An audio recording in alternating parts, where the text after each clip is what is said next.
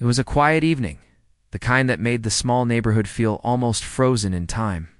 The sun had already slipped behind the buildings, leaving behind a soft orange glow that stretched across the sky. The streets were calm, and most people had already gone inside to prepare dinner or watch their usual shows. Only a few shop owners were still closing up for the day, pulling down metal shutters and sweeping their storefronts. Among them was an elderly woman named Mrs. Hale. She walked slowly but steadily, carrying a small cloth bag with vegetables, bread, and a few things she needed for the week. She had always been someone who preferred doing things on her own. Even at her age, she insisted on walking to the market and back, saying it helped her stay healthy. Her neighbors admired her for it. She was polite, soft-spoken, and known for remembering everyone's name and greeting them kindly. That evening, she took her usual path home, passing by the bakery and then through the narrow lane that connected the main road to her street. It wasn't the brightest path, and some of her neighbors avoided it after dark. But Mrs. Hale had walked that lane for years and never once felt unsafe. She liked the quiet there, sound of her footsteps echoing lightly against the walls. But tonight felt different. Halfway down the narrow lane, she heard something faint behind her soft laughter, the kind that made her shoulders tense. She didn't turn around at first, hoping it was just someone passing through. But the voices grew closer. Then she heard one of them say, "Look, she's alone." Mrs. Hale's steps slowed. She didn't want to panic, but age had made her senses sharp in a different way. She knew when something wasn't right. Before she could reach the end of the lane, a group of 3 young men stepped in front of her. They weren't much older than 20, dressed in oversized jackets and carrying themselves with a kind of confidence that didn't come from maturity, but from the belief that no one would stand up to them. The tallest one smirked and said, "Evening, ma'am." "Out late today." Mrs. Hale tightened her grip on her bag. She kept her voice steady as she answered, "Just heading home." The second one stepped closer, blocking more of the path. "We can help you with your bag," he said, pretending to be polite but sounding anything but. She shook her head. "No, thank you. I can manage." They exchanged looks with each other, and the third one let out a short laugh. The sound bounced off the walls of the lane, making it feel even narrower than before. "We didn't ask if you wanted help," the tall one said. His tone had lost its fake friendliness. Mrs. Hale felt her heart beat faster, but she remained calm.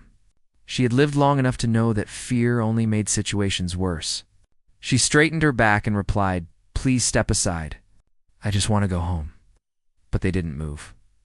Instead, they took a step closer, circling her just enough to make her feel trapped. One of them nudged her bag with his foot. "What do you got in there?" he asked. "Just groceries," she said quietly. "Nothing of value." The second young man chuckled. "Everything has some value." Then he reached for the bag. Mrs. Hale pulled it back, firm but not aggressive. "Don't do that," she said. "My son will come looking for me." That made them laugh even louder. One of them shrugged and said, "Let him." "What's he going to do?" She didn't answer. She just stood there, looking at each of them with the same calm expression she always carried. It was strange. She wasn't shaking. She wasn't yelling. She wasn't pleading. She simply looked at them with eyes that held more experience than they could understand. Her lack of fear made them uneasy, even if they didn't admit it.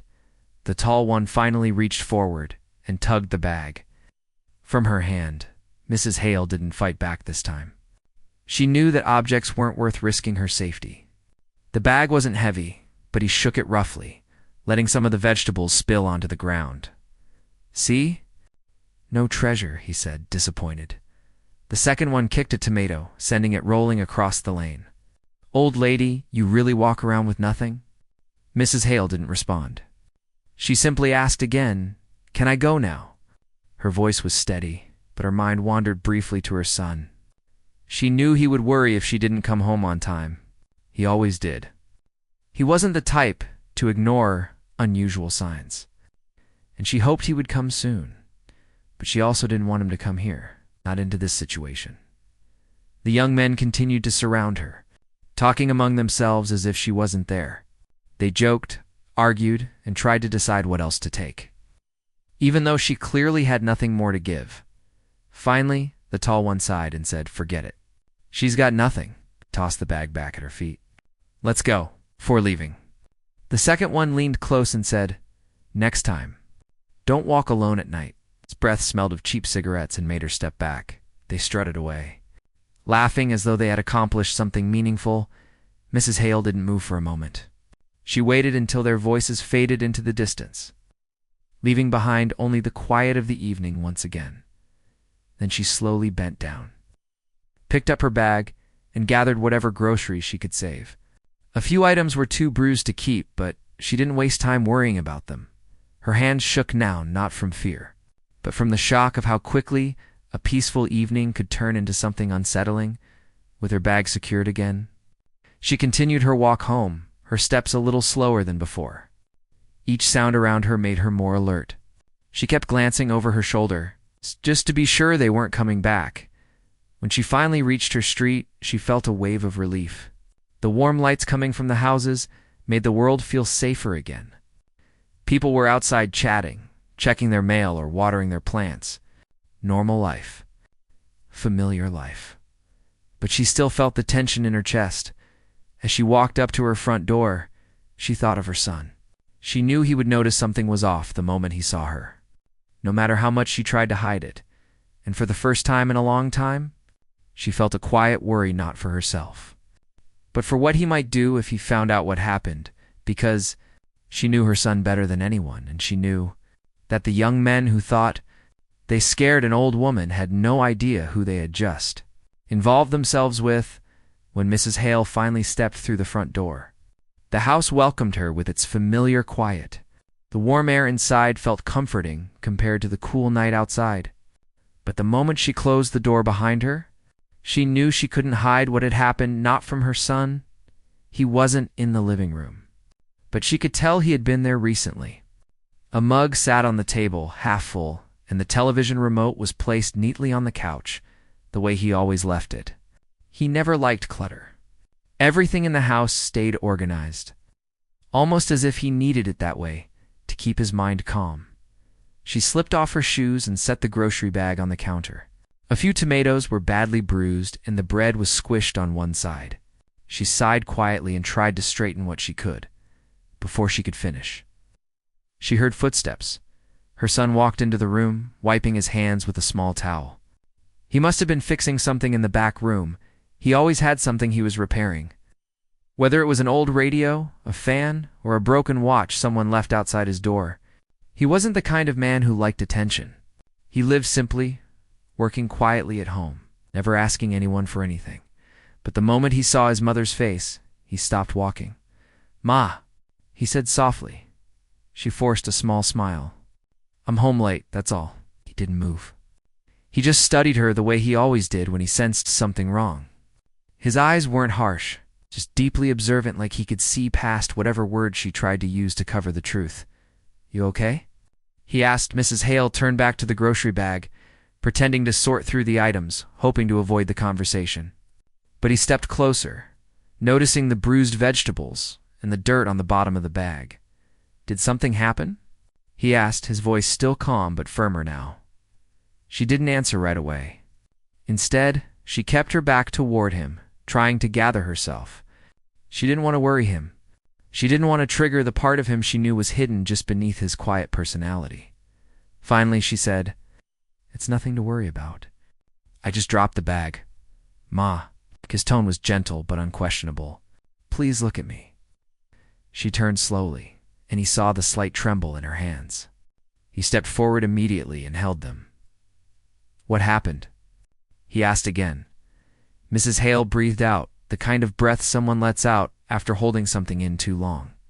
"Some young men stopped me on the way home. They took my bag for a moment. They didn't take anything else." His jaw tightened, slightly not in anger, but in focus. He didn't raise his voice, didn't rush to speak. He simply asked, "Did they hurt you?" "No," she said quickly. She didn't want to add to his growing worry. "They scared me, but they left afterwards." He nodded slowly, absorbing every detail. "What did they look like?" "I don't know," she whispered. "I didn't want to stare at them." but they were young, loud, and acting like they owned the place. He placed a hand on her shoulder. "Sit down for a moment." He guided her to the chair at the table. Once she was seated, he crouched next to her, looking into her eyes not with fear, but with a quiet determination. "You should have called me," he said. "I didn't want to fuss," she replied. "And I didn't want you going out there doing something you'd regret." He didn't deny it. He didn't even pretend that she was wrong. Instead, he stood up slowly and said, "Give me a second." He walked into the back room. Mrs. Hale listened carefully.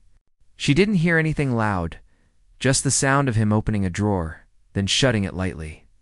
She knew he wasn't grabbing anything dangerous, but she also knew he was preparing himself in a different way. When he returned, he sat across from her. His expression was calm, but sharpened. Something in him had shifted, not drastically, not in a way anyone else would notice. But she saw it instantly. It was the same look he had the first time he came home from service years ago, focused, measured, alert. His mother knew better than anyone that he had lived a life that demanded discipline and strength.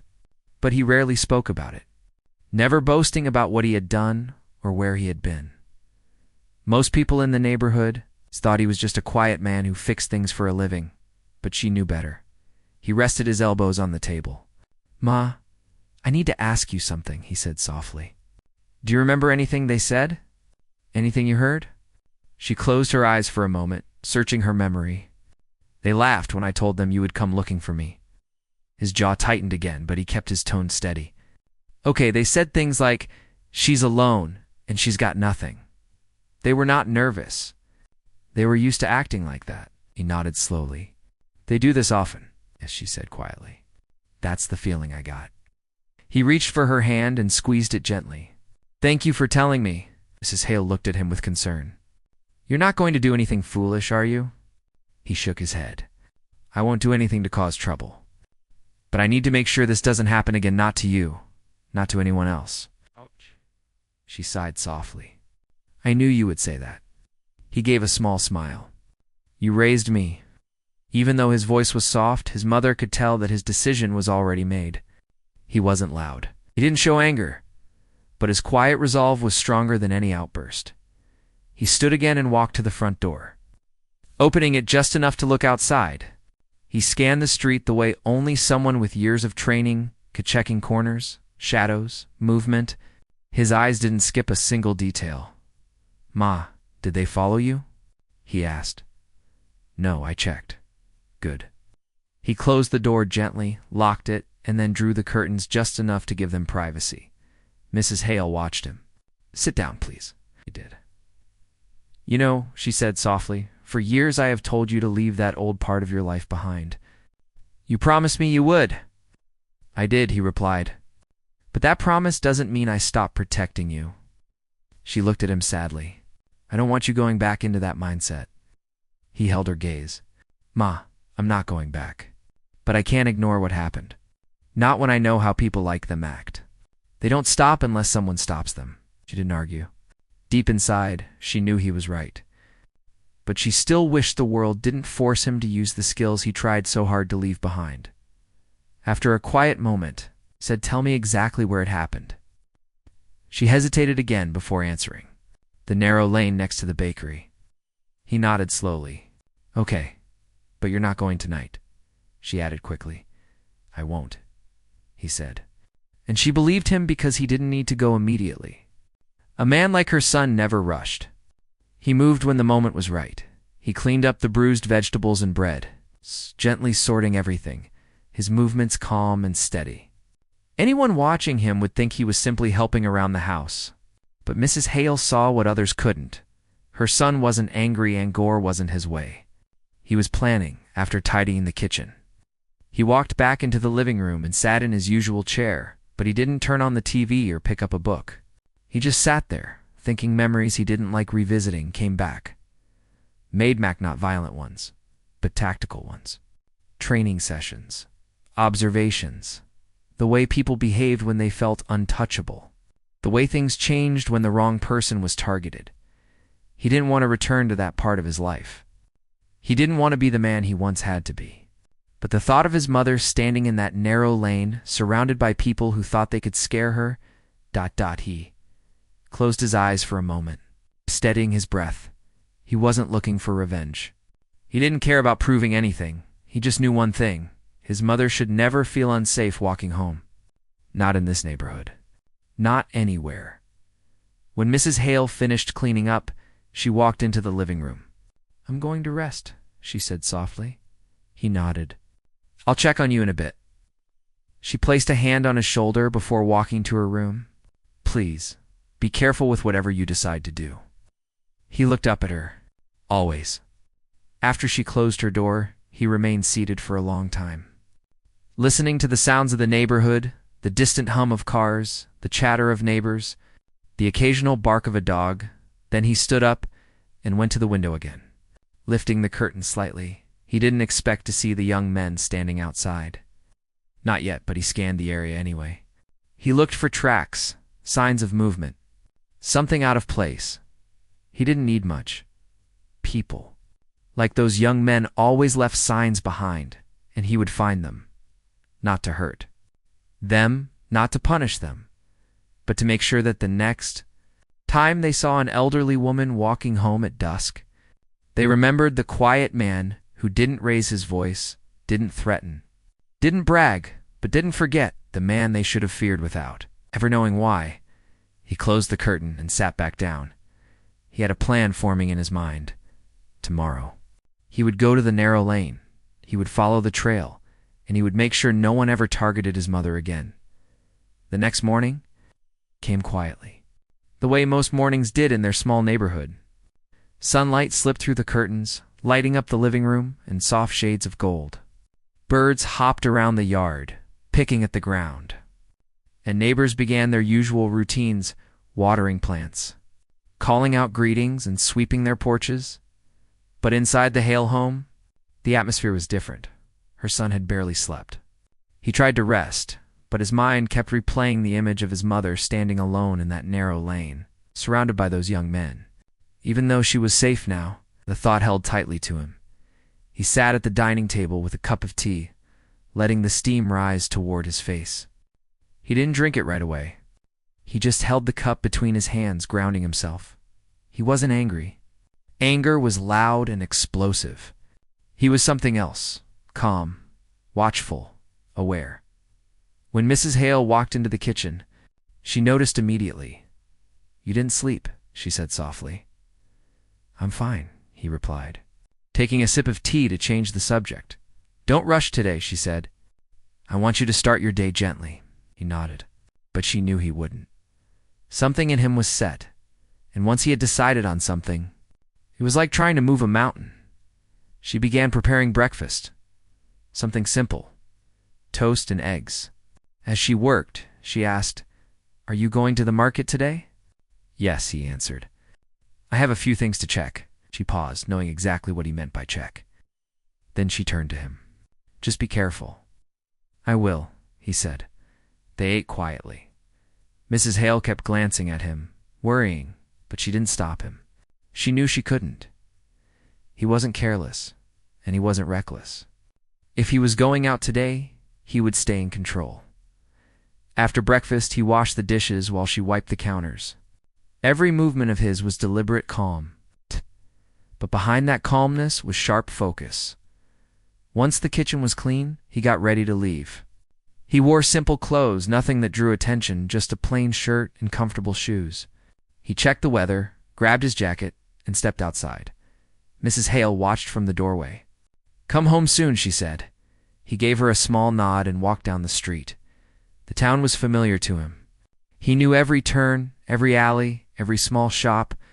He had lived here for years, and even though he kept to himself, he understood the rhythm of the place.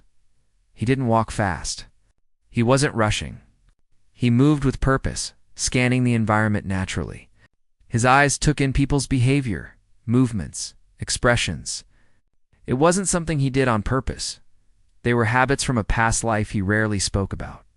He reached the bakery first. The smell of fresh bread floated in the air.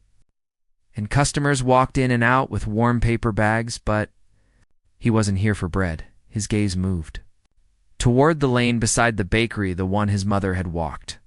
Through last night, the lane looked ordinary in daylight. Sunlight touched the walls, and a cat wandered lazily near the trash bins. Everything looked harmless, but to him, daylight didn't hide traces. He stepped into the lane slowly, his eyes scanning the ground. People walking by wouldn't notice anything unusual, but he did. Scuff marks, crushed vegetables. A faint footprint near the wall.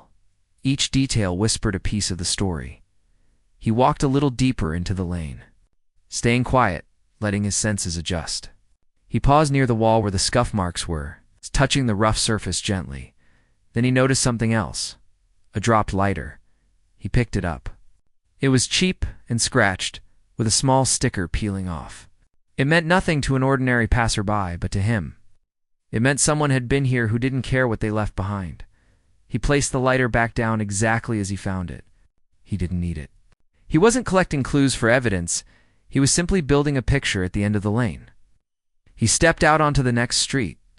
This side of the neighborhood wasn't as tidy as the one his mother lived in. Paint peeled off the old buildings, and some of the shops had closed years ago. He watched people passing by, some walking quickly, others lingering around corners. Then he noticed a group of young men across the street. They weren't the same ones from last night. Not that he could confirm, but their behavior was similar. Loud voices, careless attitude, blocking the sidewalk while talking. He didn't approach them. He simply watched. People like these hung around similar places, and people who targeted someone once usually had their routines. He kept walking. He made his way through the neighborhood, cutting through small paths and crossing empty lots. He recognized several spots where groups often gathered behind the old mechanic shop near the basketball court. Behind the closed hardware store, nothing yet. Then he reached a corner store that stayed open late. The owner nodded at him as he passed. "Morning," the owner said. "Morning," he replied. The owner leaned slightly forward. "Everything okay?" He paused. "Why do you ask?" "You look like a man checking for something," the owner said with a small smile. He gave a polite nod. "Just taking a walk." But the owner narrowed his eyes slightly, lowering his voice. "If you're looking for troublemakers, I saw a group hanging around the old warehouse last night. Down the road near the factory ruins." He didn't react outwardly, but inside, the pieces aligned. "Thank you," he said. "Just be careful," the owner replied. "They aren't the brightest, but they're bold when they think no one will say anything." He nodded and continued walking. The road toward the warehouse area was quieter. Most people avoided it unless they had a reason to go there. The buildings were old, shutters rusted, windows cracked. It had been years since the factory closed. But the structure still stood like a forgotten skeleton as he approached. He slowed down. He listened first. Voices faint, but present. He stayed behind a row of old storage crates. Watching carefully, a group of young men stood near the warehouse door, 5 of them. They were talking loudly, laughing, pushing each other around like children showing off.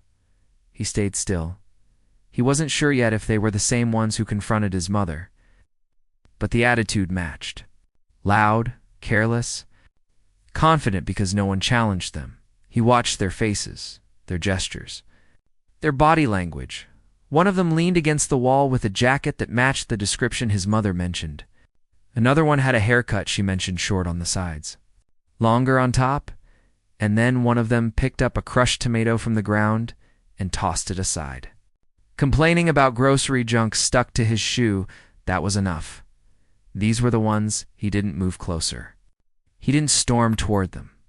He didn't raise his voice. He didn't even let his expression change. He simply observed. He needed to understand their habits, their hangout spots, their roots. He wasn't planning revenge. He was planning to stop them without causing harm, without breaking laws, but firmly enough that they would think twice before ever following an elderly woman again. After watching them for several minutes, he stepped back quietly, keeping his movements smooth and silent. He didn't want them to know he was there, not yet. He circled around the warehouse area, looking for exits, paths, corners, blind spots. Not because he was preparing for anything violent, but because he wanted to understand the environment. He wasn't a man who acted without thinking, and now that he had found them, he needed a plan as he made his way back toward town. He passed by a small park where children were playing. Parents sat on benches watching them, chatting casually. The scene felt calm and safe. He took a moment to breathe, letting the tension ease out of his shoulders. He didn't want to be the man who lived in shadows anymore. He wanted a quiet life, a life where fixing radios and helping neighbors. The small repairs was all he needed. But the world didn't always let people choose. Sometimes, it pulled certain parts of them back to the surface, not to cause harm, but to protect. When he returned home, his mother was sitting on the porch, watering her plants. She looked up immediately when she saw him. "You were gone a long time," she said. "I walked around," he replied. Her eyes searched his face. "Did you find what you were looking for?" He didn't lie. "Yes," she swallowed, tightening her grip on the watering can. "What are you going to do?" "Talk to them," he said. Mrs. Hale didn't answer. She simply looked at him with the same worried expression she had worn since last night. He stepped closer and gently took the watering can from her hand. "Ma, I'm not going to hurt anyone. I'm going to make sure they understand something." "What is that?" She asked. "That they scared the wrong person's mother." Mrs. Hale sighed deeply. "Please, be kind. I don't want anyone ending up in trouble because of me." He nodded slowly. "I'll handle it the right way." She believed him, even though a small part of her still feared the strength he'd carried inside the quiet strength. No one else knew. He helped her put away the watering can, then sat with her for a while on the porch. The neighborhood carried on with its usual sounds: children playing, birds chirping, someone mowing their lawn down the street. Life felt normal, but tomorrow wouldn't be. Tomorrow. He would go back to the warehouse. He would meet the young men face to face, not with anger, not with threats, but with a presence. Strong enough to make them understand they had crossed a line. He would speak to them in a way that didn't break rules, didn't cause harm, but couldn't be ignored.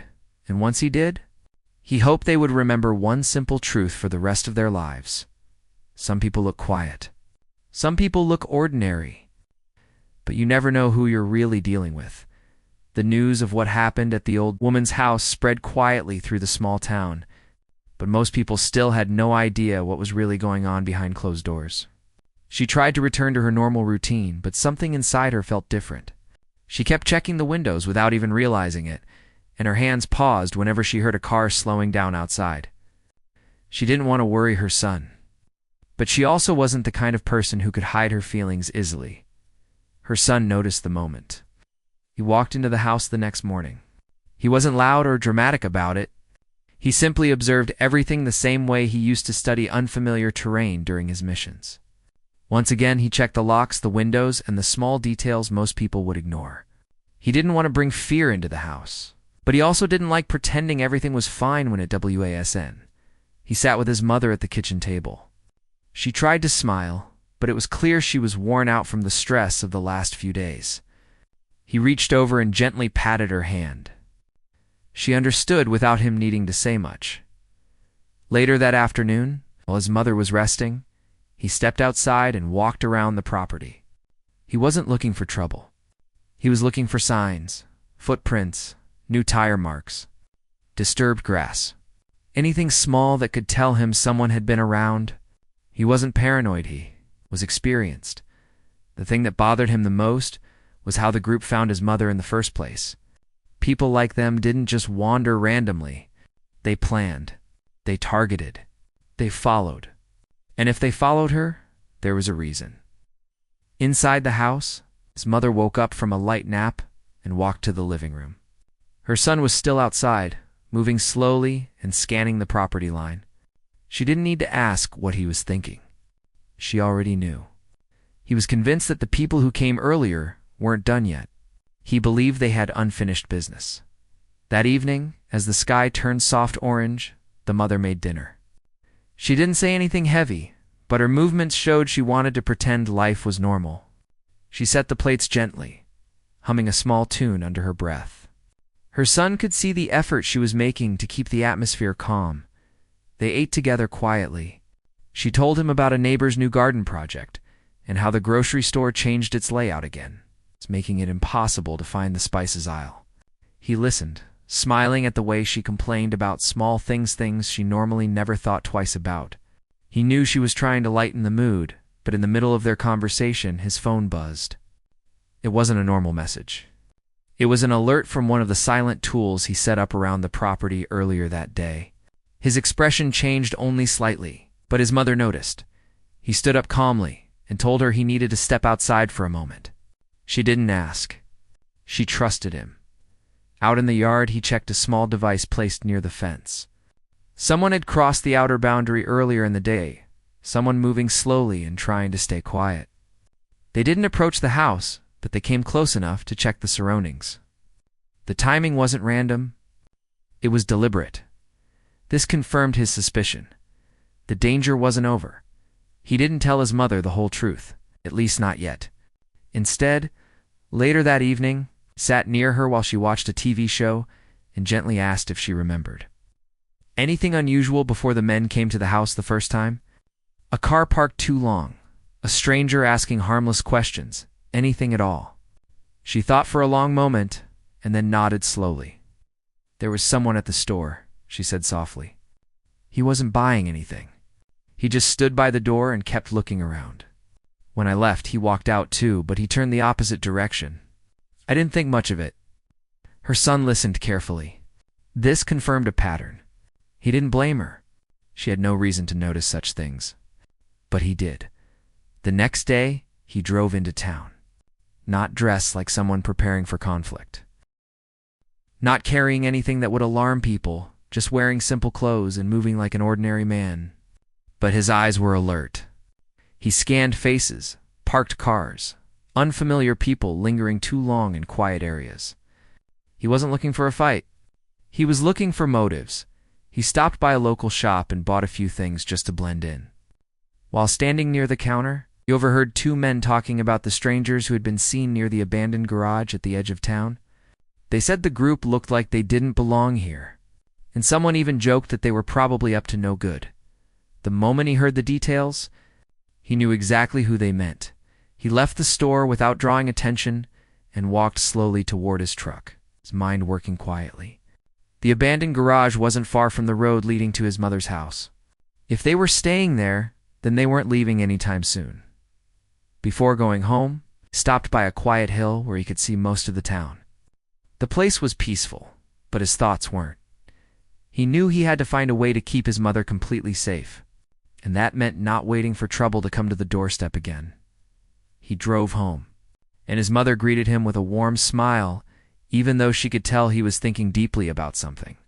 She asked if everything was okay, and he told her gently not to worry. He didn't lie. He just didn't explain the whole thing yet. That night he barely slept. He sat near the window, quietly watching the dark road outside. Every few minutes, he listened for footsteps or engines. Nothing came, but he stayed awake anyway. He wasn't the type to relax when he knew danger was nearby. Early the next morning, he made a quiet decision. He didn't announce it. He didn't talk dramatically. He simply began preparing to face the situation before it grew worse. People like the group from the abandoned garage didn't stop on their own.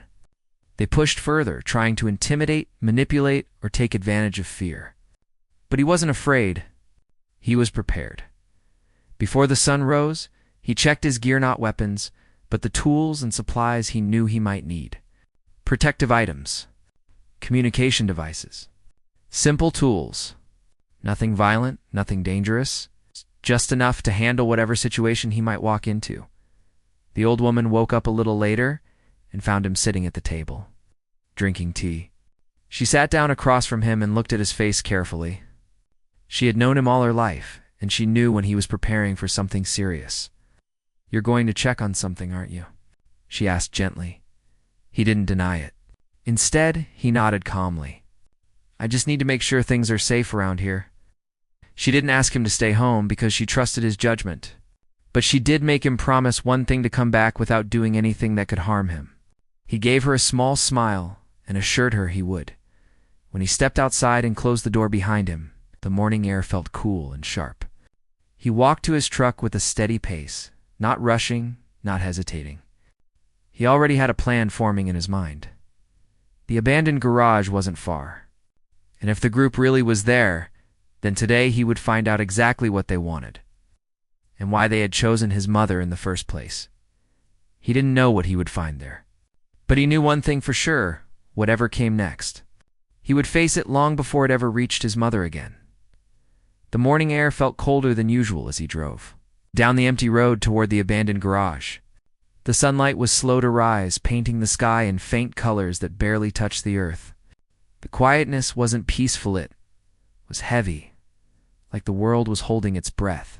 He kept his eyes on the road, his mind already working through everything that might happen. He wasn't going there to create trouble. He just needed answers, and he needed to make sure no danger would ever return to his mother's home. When he reached the turn leading to the old garage, he slowed the truck and pulled over on the side. He preferred walking the rest of the way. It helped him stay aware of every small movement, every sound in the distance. The gravel crunched softly under his boots as he moved forward. The garage looked old from far away: broken roof, rusted door, and weeds growing around the sides. But there was something else too. Quiet movement, soft murmurs, a faint sound of footsteps. He knew he had found the right place. He approached carefully, keeping to the side so his shadow wouldn't fall across the doorway. He didn't want to surprise anyone violently. He only wanted to understand why they were there. As he got closer, he stopped behind a stack of old boards leaning against the outer wall. From there, he could hear voices more clearly. The men inside weren't celebrating or laughing. They sounded frustrated. One voice complained about how their plan was falling apart. Another worried they had chosen the wrong house. A third voice suggested they should leave before things got worse. But the tone of the first man made it clear he wasn't ready to give up. The son listened quietly. So they had been targeting someone, but why his mother? He waited until the voices died down a little, then stepped into view, making sure to move slowly so no one thought he was trying to scare them. The moment he appeared at the doorway, all the talking stopped. 3 men turned toward him with startled expressions, clearly not expecting anyone to approach. None of them made a move. They simply froze, unsure of what to do. He kept his hands visible and his voice calm. "We don't need any problems here. I just want to know why you came to my mother's house the other day." The men looked at each other. One of them backed away slightly, while another stepped forward, like he felt pressured to explain. But the leader, the man with the louder voice, refused to speak. Instead, he stared with narrowed eyes, trying to guess who this visitor was and what he wanted. After a long moment, the one standing near the back finally spoke. We were told something. That the woman who lived there had something valuable. Someone gave us an address. That's all."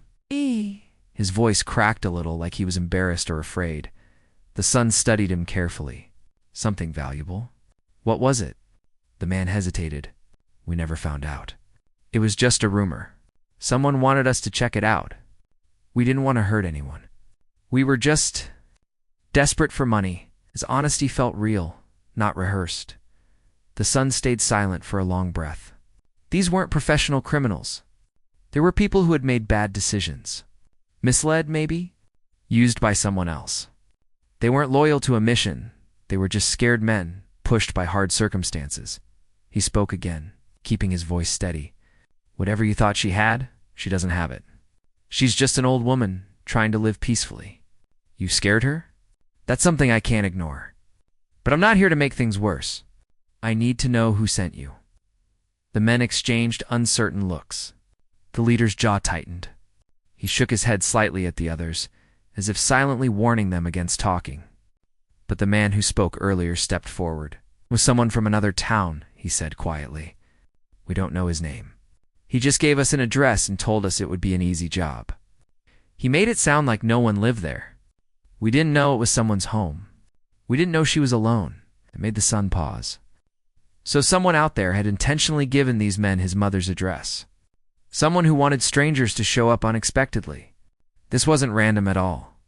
He took a breath and looked at the three men again.